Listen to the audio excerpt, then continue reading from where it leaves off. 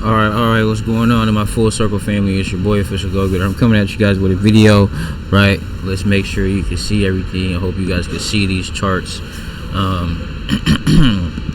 Today I want to give you guys a rundown on how I use historical data to predict or come up with basically a prediction of how the market is going to behave, right? Because often history may not always repeat itself in the market, but it always rhymes. It often rhymes. So right now, as we did that breakdown on the SPY analysis last time, what I want to touch on is right here, right? So right now we are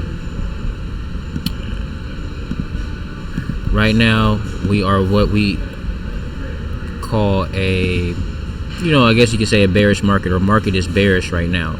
So anytime you see market going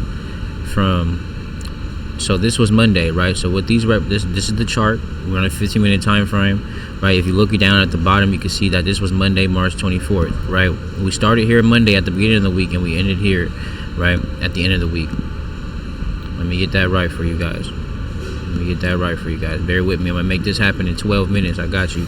So we started there at the beginning of the week, right, March 24th, and now we're here on Friday. We started at $575, or went as high as $575. We started at $570, and now we're at $555. That's how we ended the week, right? So now we can sit here and be like, honestly, let's sit here and look at what happened the last time we were at this price, right? So if we're at the price right here of $555, and we see market is in a bearish market. So when you hear bearish and bullish, right, bearish represents market going down, bullish represents market going up, and that's the market terminology. So last time we could see here at $555, we either bounced up, right, back to that level, or we broke below and we came down to that $549, right? Last time it came here, it bounced up, so then we can expect price to it hit $555. It went below it to $552 a little bit. The lowest it went to $549, right? It came back up, it played a little bit, right, and rejected at $564, right? Came back down, didn't get past that $555 mark until it dropped all the way past to $550, and then we rose back all the way up to $560, $570, right? And then last time it also retested this 550 range. This is 558, so that's not quite.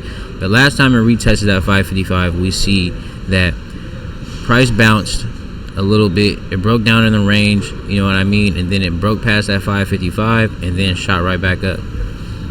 But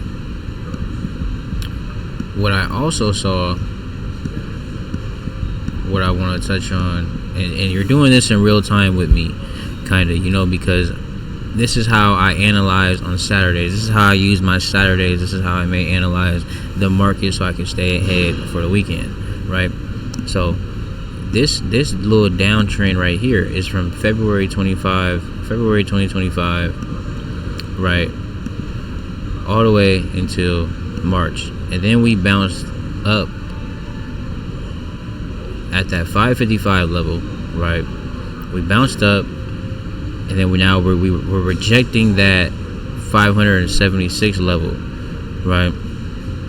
So now what we can expect for price to do, this is what I'm looking at now, right? So now that I know all these things, right, what I'm concluding is price could either break past this level, right?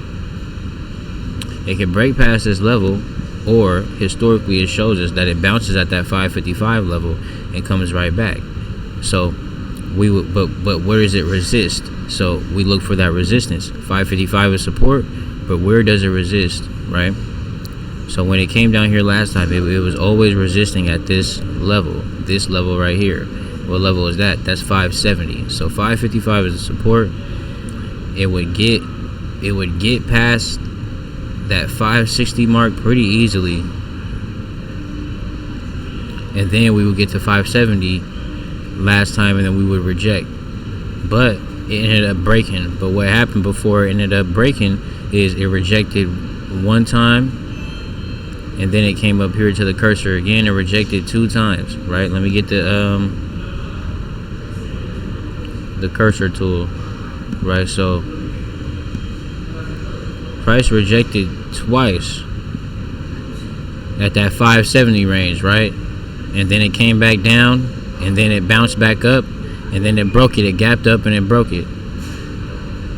And that all happened overnight, right? It gapped up from 564 all the way up to that 572, right? But then it resisted the 575 and it shot back down. It broke that 570 support, and then it came up and retested it, and now we're back down here.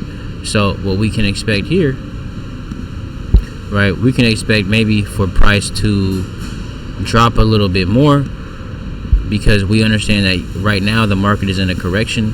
And what a correction means in the market is basically that the market has ran up so much and seen so much growth that at some point it has to correct itself. It has to correct that growth. It has to have a pullback.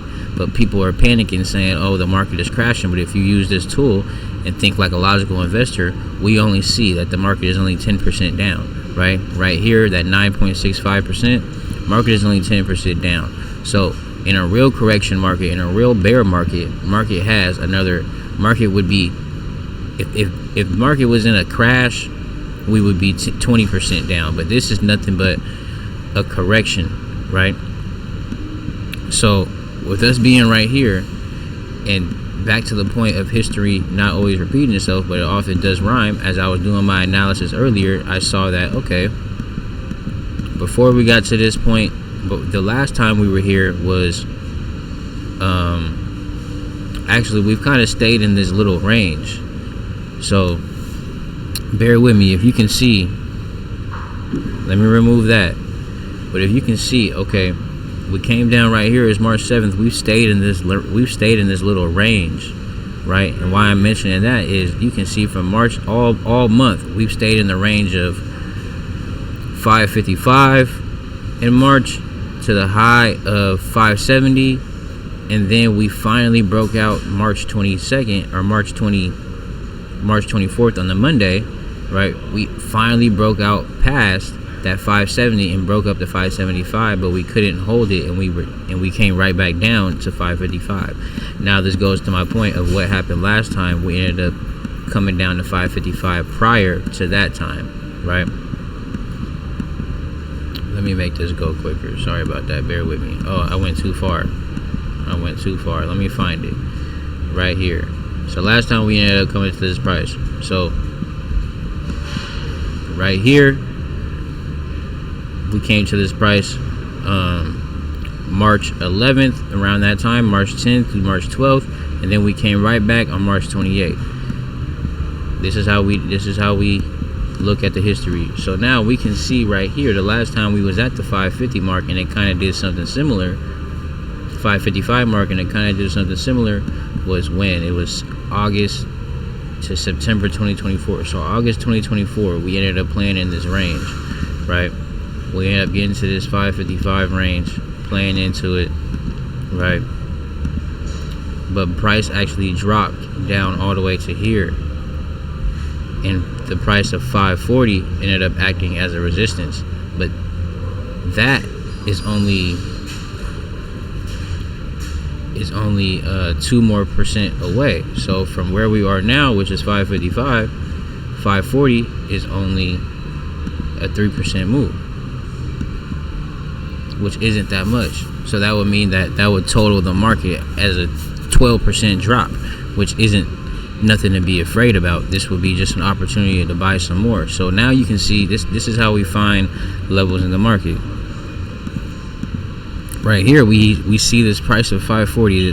This acted as resistance in the past. The last time we saw price break down at that 555 mark, right? So right now we're at 555.